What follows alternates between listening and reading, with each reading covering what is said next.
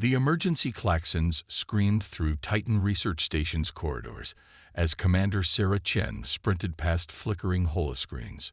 Her boots thundered against metal grating, each impact echoing the frantic beating of her heart. Behind her, the screech of tearing metal announced the arrival of another Void Hunter breach pod.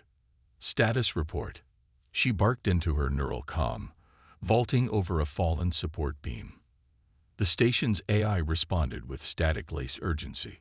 Hull integrity at 23% and falling, Commander. Sections 12 through 18 are completely compromised. Life signs indicate you are the only survivor. Sarah's stride faltered for just a moment as the weight of those words hit her. 300 researchers, technicians, and security personnel. Gone. Her entire command, wiped out in less than an hour by an enemy humanity hadn't even known existed until they emerged from the darkness between Saturn's rings.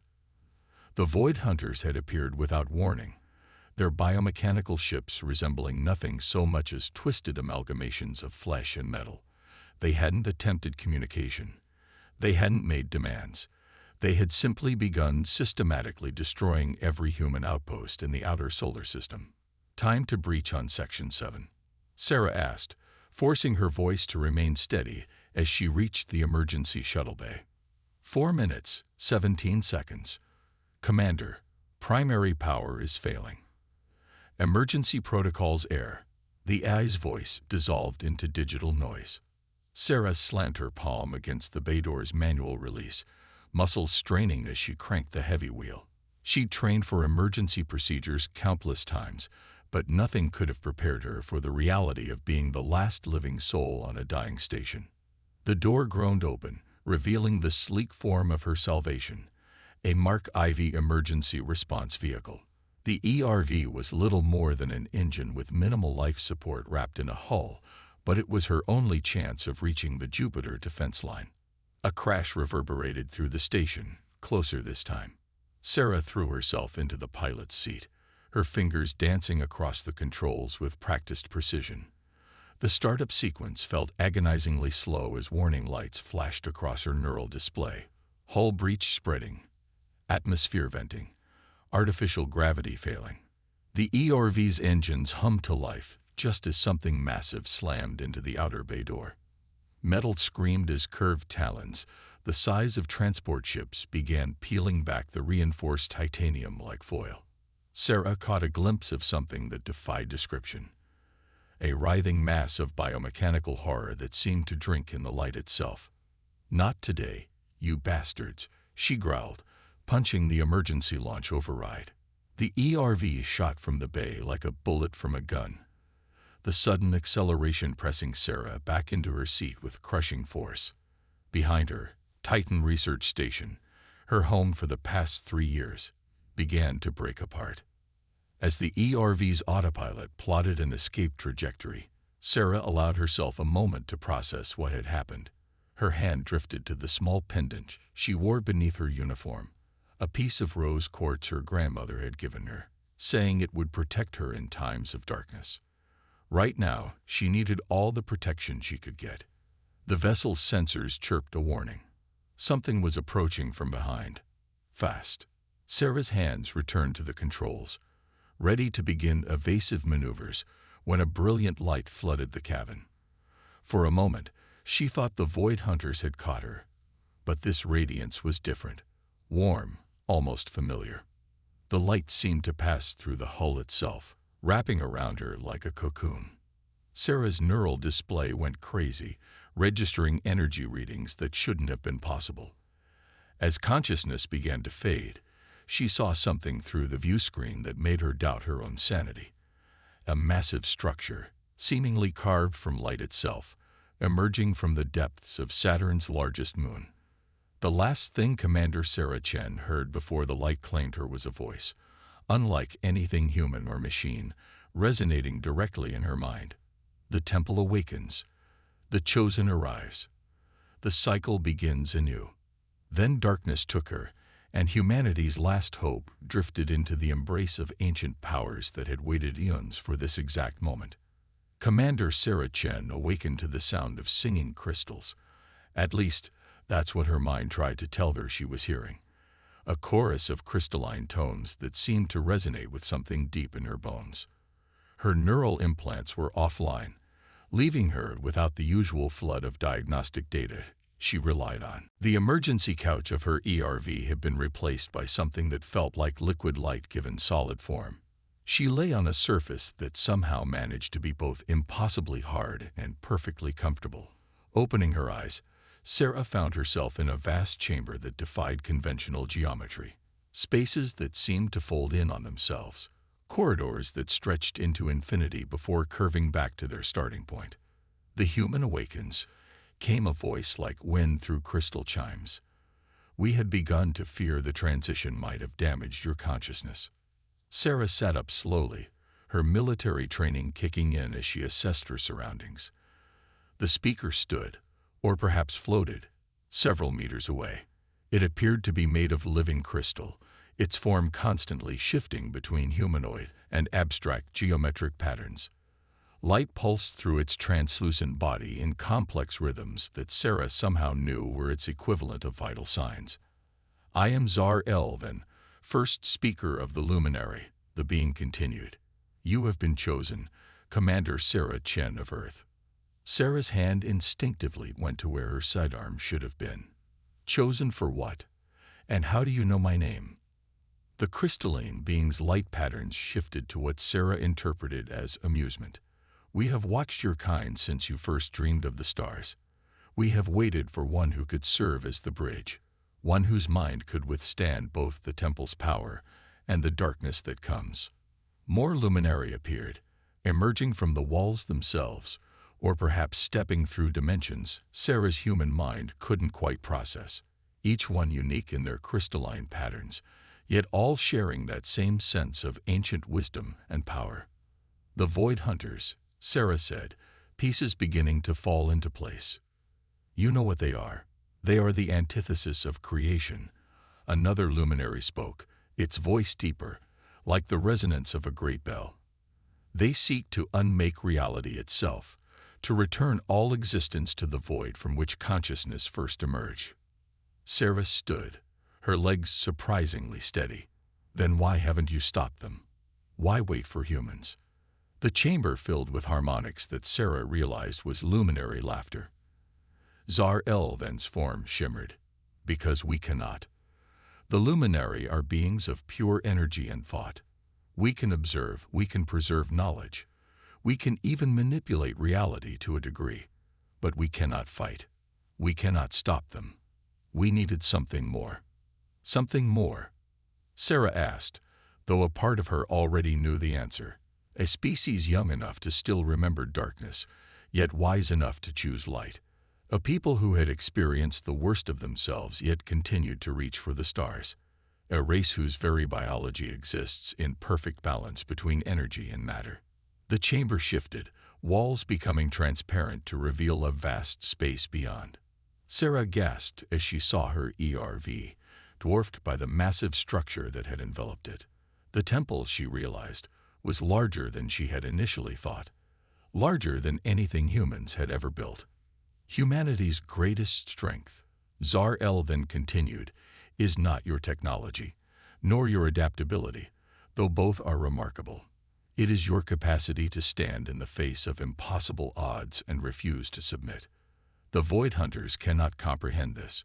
They are beings of pure logic, seeking to impose universal entropy. But humans, the crystal being's lights pulsed with what might have been admiration.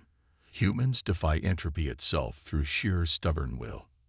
Sarah moved to one of the transparent walls, placing her hand against its cool surface. From here, she could see Saturn's rings, and beyond them, the darkness where the Void Hunters waited. "What exactly are you asking of me?" "Not asking, Commander. Offering. This temple is more than a structure. It is the culmination of 1 billion years of luminary science and wisdom. It was built to be a weapon against the void, but it requires something we cannot provide. A consciousness that exists in both physical and energy states, capable of making the intuitive leaps that we, in our pure logic, cannot. It requires a human consciousness," Sarah finished, beginning to understand. It requires your consciousness, Commander Chen. You, who faced the void without flinching. You, who carries the capacity for both darkness and light, yet chooses the latter. You, who even now is calculating how to use this situation to save your people. Sarah turned back to the assembled luminary, her mind racing with implications. If I agree, if I interface with your temple, what happens then? Then, Tsar Elvin said, its crystalline form glowing brighter. We give humanity a fighting chance. We give you access to technology and understanding that your species would not achieve for another 1,000 years. We give you the tools to rally the other races who have been hiding from the Void Hunters, waiting for a sign of hope. And what's the catch? Sarah asked, her grandmother's pragmatic voice echoing in her memory. The catch, Commander Chen, is that once you bond with the temple, there is no going back. You will become something neither fully human nor fully luminary. You will be the bridge between matter and energy, between chaos and order. You will be first of a new kind of guardian. Sarah looked out at the stars once more, thinking of the 300 souls lost on Titan Station, of Earth's vulnerable billions, of humanity's dreams of a future among the stars. She thought of the void that waited to consume it all. Her decision, in the end, was simple. When do we begin? The chamber erupted in crystalline song as the luminary moved to surround her. Tsar Elven's form stretched out, tendrils of living crystal reaching for her. We already have, Commander. The temple chose you the moment you refused to surrender to the void. Now let us show you what humanity is truly capable of. As the crystal light began to envelop her, Sarah Chen smiled. Whatever she was about to become, she would make damn sure the Void Hunters regretted ever threatening her species. The transformation began, and with it, humanity's chance for survival crystallized into something new and wonderful and terrible. The United Earth Defense Council chamber fell silent as Commander Sarah Chen materialized in the center of the room. Gone was the standard military uniform, replaced by an ever-shifting crystalline armor that pulsed with internal light. Her eyes, once dark brown, now held galaxies within them. Gentlemen, ladies, she said, her voice carrying harmonics that made the quantum displays flicker, we don't have much time.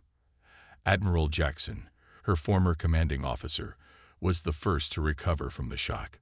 Commander Chen, your report said you had evidence of other alien civilizations hiding from these Void Hunters. Proof that we're not alone in this fight. Sarah nodded, raising her hand. The air above the council table shimmered as holographic representations of a dozen alien species appeared. The Luminary weren't the only ones to recognize humanity's potential. There are others. The Cracks, silicon-based warriors who've been fighting the guerrilla war in the Kuiper Belt. The Meridian Collective, energy beings who've hidden their worlds in pocket dimensions. The Forge Minds, artificial intelligences who've watched humanity's development with great interest. And they're willing to help us, General Santos asked, her weathered face skeptical. Just like that. Sarah's armor shifted, reflecting her inner tension. Not just like that. They're afraid. The Void Hunters have destroyed countless civilizations over the millennia. These races have survived by hiding, watching, waiting for something to change the equation. And that something is us.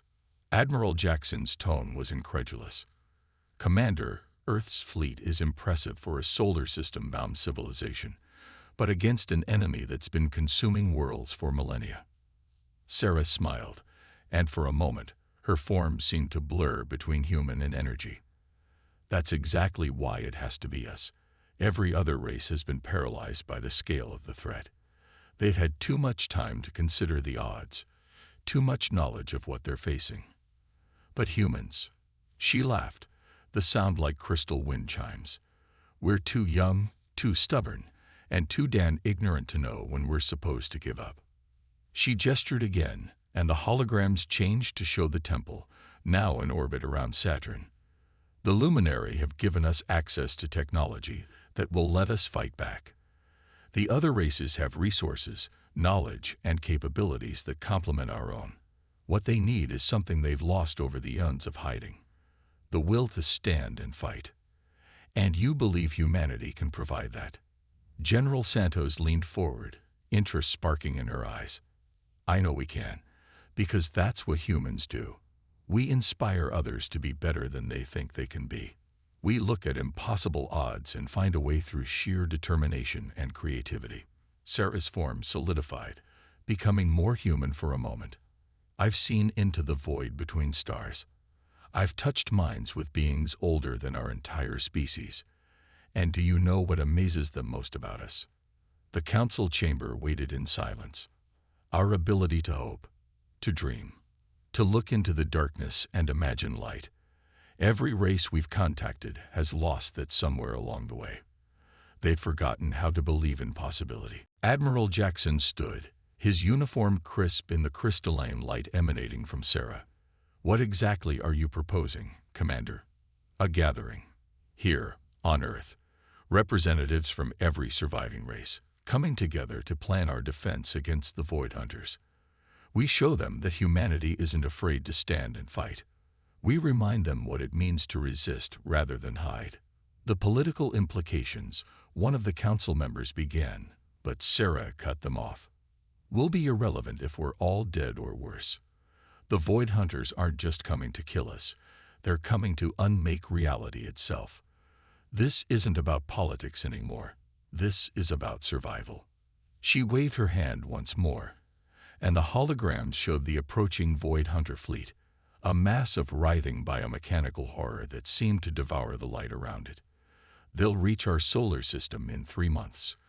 That's how long we have to prepare, to unite, to give hope to races that have forgotten what hope feels like. And if we fail? General Santos asked quietly. Sarah's form shimmed, the crystalline armor flowing like liquid starlight. Then we fail doing what humans do best, fighting against impossible odds, protecting those who can't protect themselves, and giving the universe one hell of a show in the process. The chamber was silent for a long moment before Admiral Jackson spoke again. What do you need from us, Commander? Authorization to begin immediate diplomatic contact with the hidden races. Permission to start integrating luminary technology with our defense systems. And she smiled, a very human expression despite her transformed appearance. Someone to explain to my grandmother why I'm glowing. The tension in the room broke as several council members chuckled. Even General Santos cracked a smile. Motion to grant Commander Chen full authority to proceed with alien diplomatic relations and defensive preparations, Admiral Jackson announced formally. The vote was unanimous. As Sarah prepared to teleport back to the temple, Admiral Jackson caught her eye. Commander, why did they choose you specifically? Sarah's form flickered between states as she considered the question. They said they needed someone who could stand in the void without flinching. But I think they needed someone who could look into the darkest parts of space and still see the stars shining behind them. With that, she vanished in a flash of crystalline light, leaving the council to prepare Earth for the greatest diplomatic gathering in human history. As she reappeared in the temple, surrounded by the singing crystals of the luminary, Sarah began sending out the calls, reaching across space and dimensions to gather those who had hidden for so long. It was time to remind the galaxy that darkness, no matter how ancient, could never truly extinguish hope. The skies above Earth had never looked so alien. Where once satellites and stations traced predictable orbits, now vast structures of crystalline light and otherworldly geometry hung like new constellations. The combined fleet of a dozen species cast strange shadows on the planet below, their ships as varied as their creators. Sarah Chen stood on the observation deck of humanity's first hybrid vessel, the Defiant Dawn. The ship represented everything they'd accomplished in 3 frantic months. Luminary crystal tech merged with human engineering. Kraken's battle systems interfaced with Earth's military AI, and Meridian collective energy weapons powered by human intuition. The Void Hunters have entered the Kuiper Belt, reported Captain Maya Rodriguez, her dark eyes reflecting the holographic display. Their numbers are significant. Sarah nodded, watching the massive biomechanical horror approach through both normal space and the enhanced senses granted by her transformation. They'd never encountered resistance on this scale before. We've caught their attention. The door whispered open as Dr. James Chen entered, her grandmother's new husband, a quantum physicist who had proven instrumental in adapting the alien technologies. Final integration tests are complete, he reported, his weathered face showing the strain of endless work cycles. The neural interface networks are stable.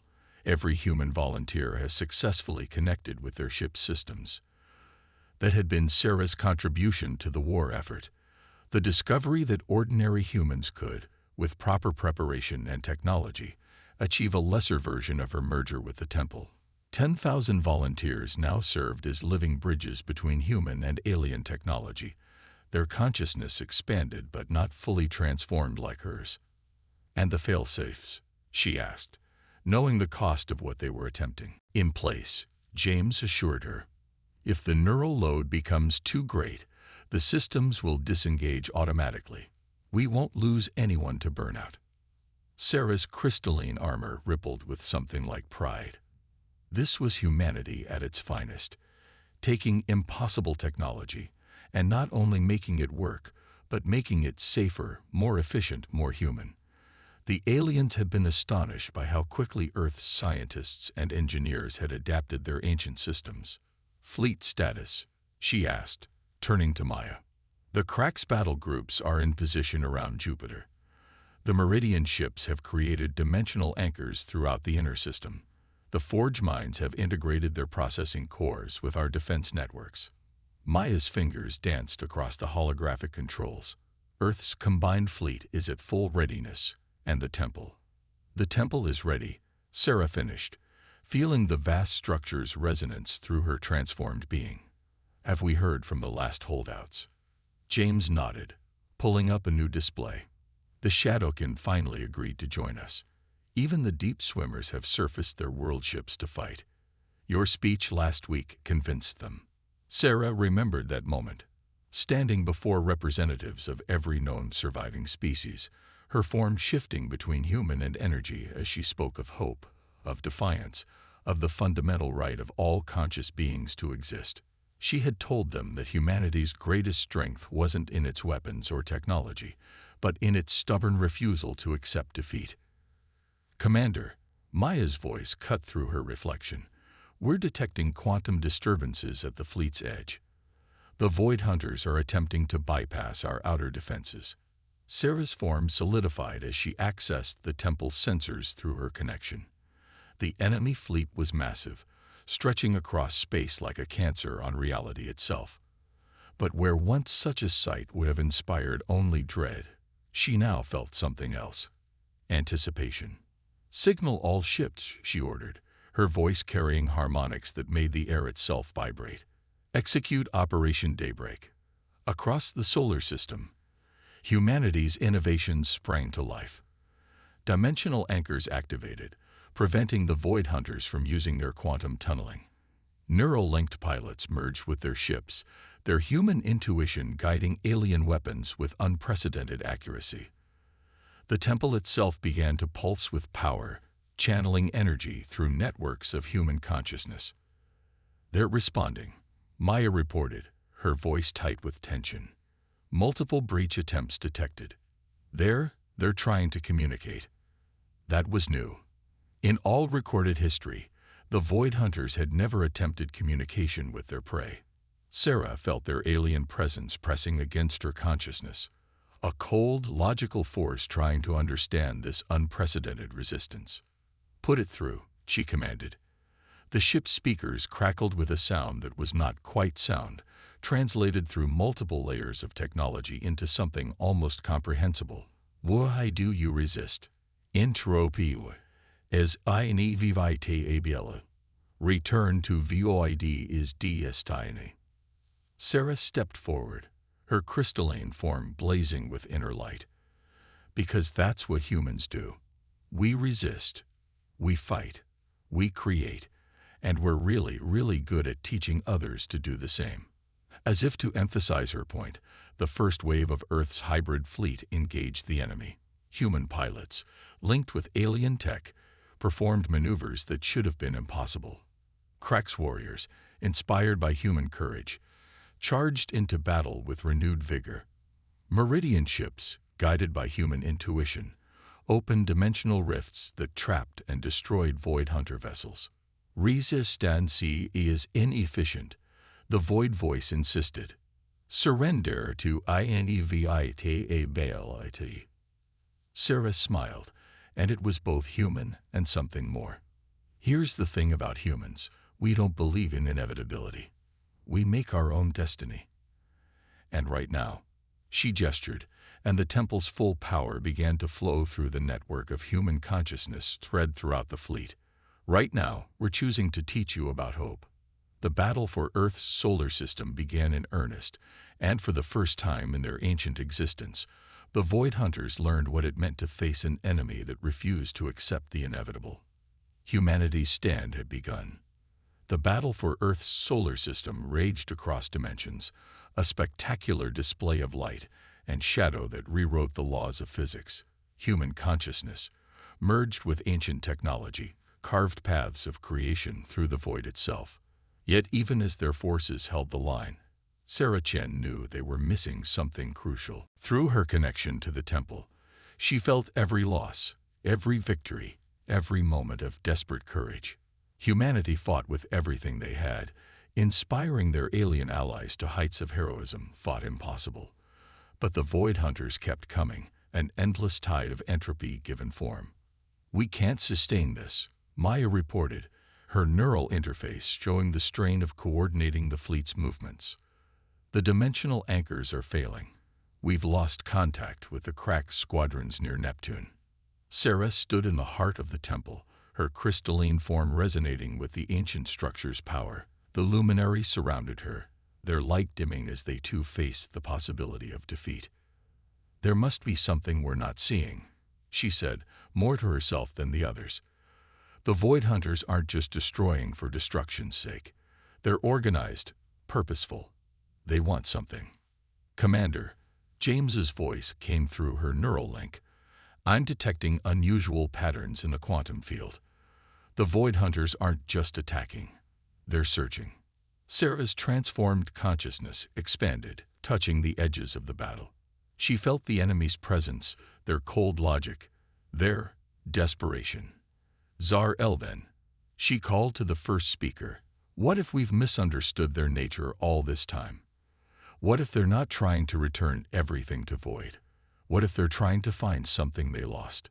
The crystalline being's light patterns shifted. "Impossible. They are entropy incarnate. They seek only the unmaking of all things." But Sarah wasn't listening anymore. Her consciousness had brushed against something in the void between battles, an echo of emotion from creatures that supposedly felt nothing. Loneliness, loss, an ancient grief so deep it had twisted into destruction. "Maya, patch me into the fleet-wide network. I need to reach every neural-linked pilot." "Commander." Maya's voice held concern. "The neural load of connecting to that many minds at once will probably kill me," Sarah finished. "Do it anyway." As Maya worked, Sarah turned to the assembled luminary. "You chose humanity because we understand both light and darkness, because we can face the void without losing ourselves. But what if that's not enough? What if we need to do more than face it? What are you suggesting?" Zar El then asked. "The Void Hunters were once like you, weren't they? A race of energy beings who lost their connection to the physical world. They didn't choose entropy. They were trapped by it, twisted by isolation, until they forgot what it meant to create." The luminaries' light patterns became erratic. "How could you know this?" "Because I can feel their pain." Sarah's form began to shift, expanding beyond the temple's confines. "And if I can feel it, I can help them remember what they've forgotten." "Network established," Maya reported. "All neural interfaces are connected." Sarah closed her eyes, reaching out to the 10,000 human minds linked through alien technology. "Show me your hope," she whispered. "Show me your dreams, your love, your reason for fighting. Consciousness flowed into her like a river of light, parents fighting for their children's future, lovers defending their worlds, dreamers protecting the chance to explore the stars. Each mind carried its own fierce determination to exist, to create, to matter. Sarah took all of it, every spark of human hope and defiance, and reached across the void to the entities that had forgotten how to feel. What is this? The void voice resonated through all frequencies. This is humanity, Sarah answered, her consciousness expanding to encompass both fleets. This is what it means to be alive, to love, to dream, to hope. And this is what you lost. Through her connection to the temple, amplified by thousands of human minds, Sarah began to share not just emotions but memories. The joy of a first kiss, the wonder of a child's laughter, the satisfaction of creating something new, the peace of belonging. The Void Hunter fleet faltered. "Let us help you remember," Sarah offered, her transformed being bridging the gap between matter and energy, between creation and entropy. Humanity doesn't just defy the void. We transform it. We take darkness and make it into stars. For a moment that stretched across eternity, nothing happened. Then, slowly, the biomechanical horror of the Void Hunter ships began to change.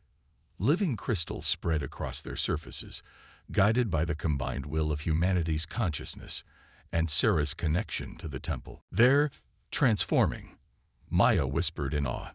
The void voice spoke again, but this time it held something new: emotion. "We remember." Across the solar system, Void Hunter ships shed their twisted forms, becoming creatures of light and crystal.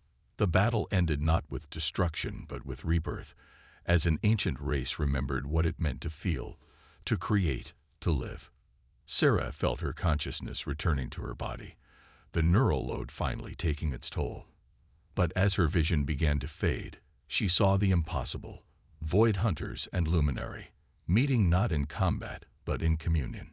Humanity's alien allies watching in wonder as their greatest enemy became something new. Commander Chen, Zar-El then spoke softly, supporting her failing form. "You have done more than save humanity. You have reminded the universe that even the darkest void can birth new stars." Sarah smiled, feeling the last of her strength ebbing. "That's what humans do," she whispered. "We don't just fight the darkness. We light it up."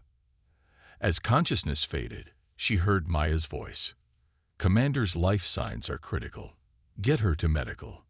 Sarah Chen's last thought, before the darkness took her, was of hope, not just for humanity, but for all conscious beings who dared to dream of light. When she awakened days later, it was to a changed solar system. The Void Hunters, now calling themselves the Reborn, had joined the alliance of species. The temple hummed with new purpose, its ancient halls filled with beings of all kinds learning from each other. And humanity.